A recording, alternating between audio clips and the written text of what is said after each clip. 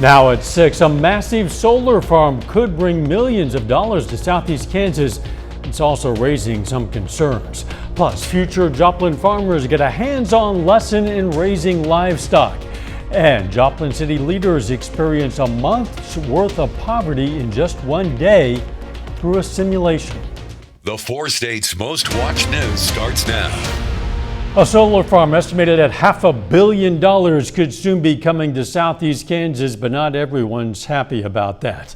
This is KOAM News. I'm Dow Quick. The Mulberry City Council voted this week to annex more than 1,600 acres of county land. If it gets county approval, the annexation could pave the way for a $500 million solar project from Shasta Power. The development could bring new jobs and tax revenue to the city. Money some local leaders say is crucial for upgrades like to the community's aging water plant. I know we need some very significant improvements to our water plant, and just as an example, that will help with that. And you know, it takes a lot of money to run a small town, and I grew up here. I moved back here to retire, and so I really want to see us do well. I want to see us survive, because I have a lot of emotional attachment to Mulberry, as I do the entire area. The Crawford County Commission will make the final decision on whether to approve the land annexation. If passed, construction on the solar project, they say, could begin next year, bringing new tax revenue to Mulberry. But one neighboring property owner tells us he's concerned about the potential impact it could have on wildlife and on his own view. He's also unhappy about what he calls a lack of transparency about the project. We're going to hear from him tonight at 10. Our community stories are often discovered by you, our viewers. We invite you to share your news tips with us. Scan the QR code and you'll be taken to a form where you can submit a tip quickly and easily. Your voice helps to keep our community informed and connected. Thank you for being part of the story. Unseasonably warm out there still. Let's check in with Chief Meteorologist Doug Heddy. Yes, it's crazy. I mean, it's what is today? It's 16th of October. I think that's right. Majority of the month has been into the 80s for afternoon highs. Average highs about 70 degrees. Now we have changes. We have a cold front. What that cold front's going to do, fire off possibly some strong scattered storms as we go into Friday night, and even a little higher chance for severe weather along and south of I-44 as we go into Saturday afternoon. Not much for us right now, just some clouds starting to increase, and that's what we're going to see tonight. The winds are going to pick up just a bit, mid-60s to start. There could be a sprinkle in the morning and then partly sunny skies. We do it again tomorrow afternoon, mid-80s. But tomorrow night, some hit-miss scattered thunderstorms try to get going and kind of start to push in as we get into Saturday morning. So how's this going to affect your weekend? We're going to look at that here in just a bit. All right, we'll catch you in a few. Joplin's premier community cultural event is going on right now. This is a live look from this year's last third Thursday event of the season. In addition to perhaps thousands of visitors, more than 160 vendors are in attendance. That means plenty of live music, a live Zumba class, a chance to make your own foam art, and of course, all kinds of good food, so much more. The last third Thursday of the season runs until 8:30 this evening. At the Joplin Regional Stockyards, FFA students are getting hands-on experience in agriculture thanks to a growing program supported by Mid-Missouri Bank. The program connects young people directly to the roots of their communities, from learning how calves are raised to understanding the entire food process. The idea is to help shape the next generation of agricultural leaders and keep Missouri's farming legacy alive. There's all different kinds of learners in the world. There's people who can do really good at reading things, and there's some people who like to use their hands and have a hands-on experience. Most people don't realize that agriculture touches every aspect of our community. There's a place in agriculture for everyone. So to be able to have students come out and experience different stations where they can not only see but touch, hear, and get a full immersed experience. The agricultural youth education program started in Lebanon, Missouri, and is now expanded across the state, reaching more than 500 students from 18 schools. An organization in Joplin is putting poverty into perspective. They invited Joplin council members, educators, healthcare workers, and others to take in a month's worth of experience in one day. KOIM's Mitch Adams has more. One Joplin organized a poverty simulator for community members at Joplin Public Library. The simulator puts people in the shoes of someone struggling with poverty through different life stages. But they take on really what their real life situation is and live through a month of simulation. Participants were given a character in a wide age range and does their best to survive week to week with whatever resources they have. To go to work, they have to find childcare, they have to pay their utility bill, they have to pay rent, all of that within limited resources. And so they go through the process of making decisions and figuring out where they can cut. The purpose of the event is to better understand what life is like for community members who are struggling and make changes based on the experience. We've had some great experiences of this, of individuals that have had really big reactions to it, to people, yelling and screaming out of frustration, people in tears. It really does bring real emotions out in people through this simulation. Reporting in Joplin, Missouri, Mitch Adams, KOAM News. A couple of the notable participants this year, Joplin's mayor and mayor pro tem. The next big test for the Lions comes this weekend. Sports director Ryan Blank has a preview of the gridiron matchup coming up later in sports. But up first, a healthcare expansion for Southeast Kansas. Freeman Health System officials celebrate the construction of a $14 million expansion in Pittsburgh.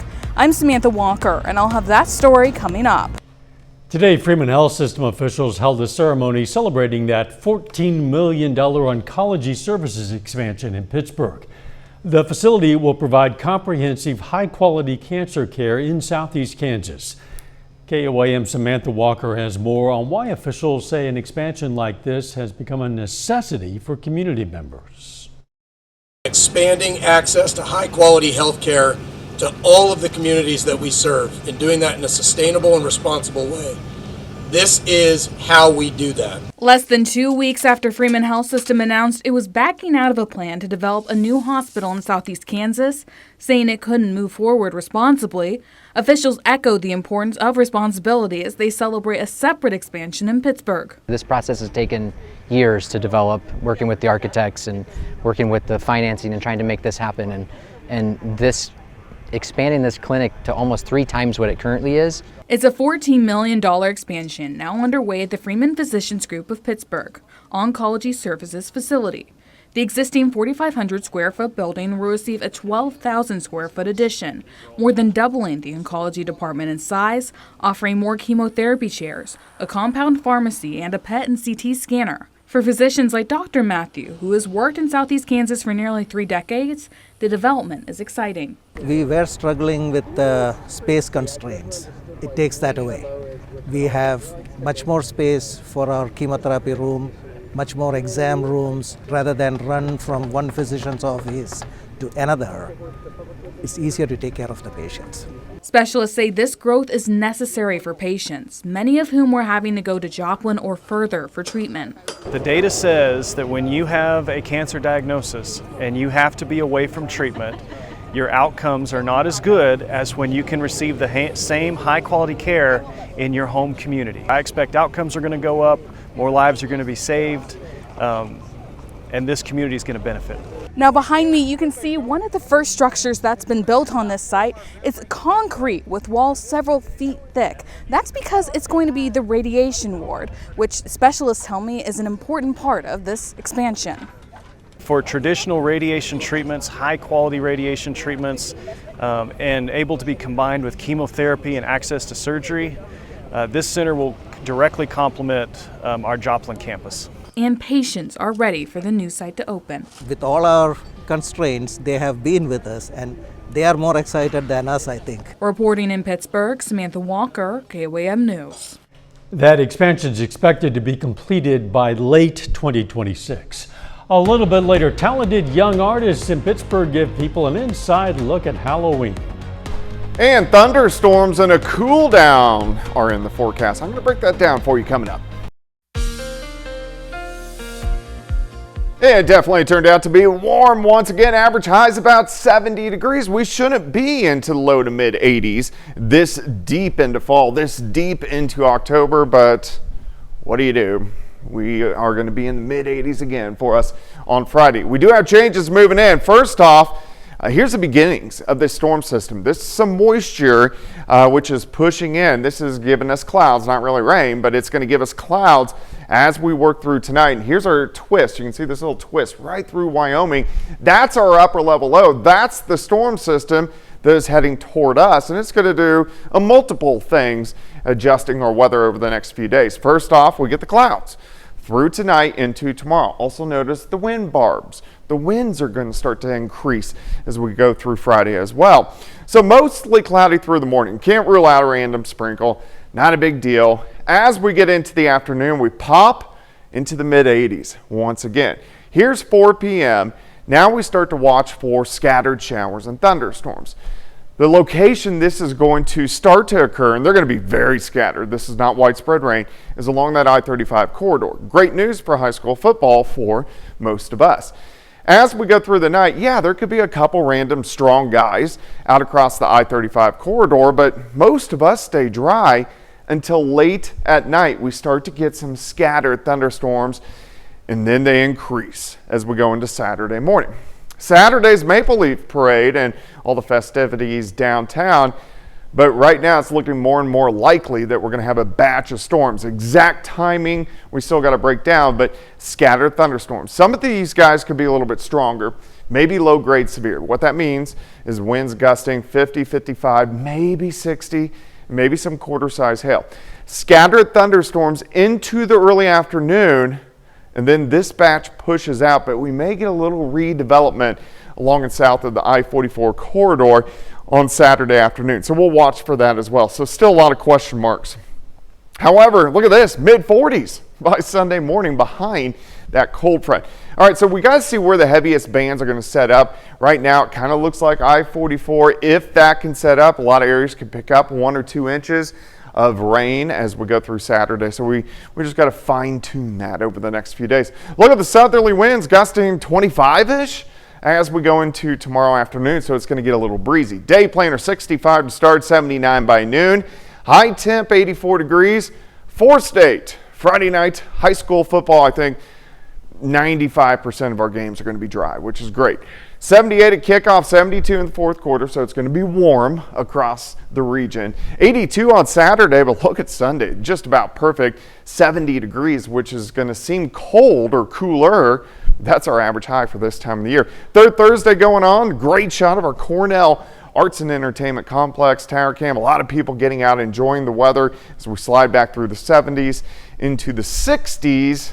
Later on tonight. All right, let's go 84 tomorrow, 82 Saturday. Mainly morning storms, but still, they're going to be out there. 70 on Sunday, back to 80 Monday, back down to 71 Tuesday. Rain chances again next Wednesday and Thursday. I am just excited to have something to talk about. It's been very weather boring the past couple of weeks. Well, you always make it interesting, but it will be more interesting with some variety. Yeah. Cooler temps. Thanks, Doug. Still have Missouri Southern back in the 4 states. We're going to preview their matchup against Nebraska Kearney and the 12th ranked Gorillas. Pitt State hit the road for our battle against Missouri Western. We're going to hear from the team coming up in sports. The Pitt State Gorillas are coming off a homecoming win last week over Washburn. And on Saturday, the Gorillas battle Missouri Western on the road in St. Joe. And while the Griffins might be off to a 1-5 start this year, PSU knows that their record is not an indication of how good that team actually is. Missouri Western has hung tough with some of the top teams in the MIAA and in the country, but fallen short. And the Gorillas know that they will need to play a complete game to win this week.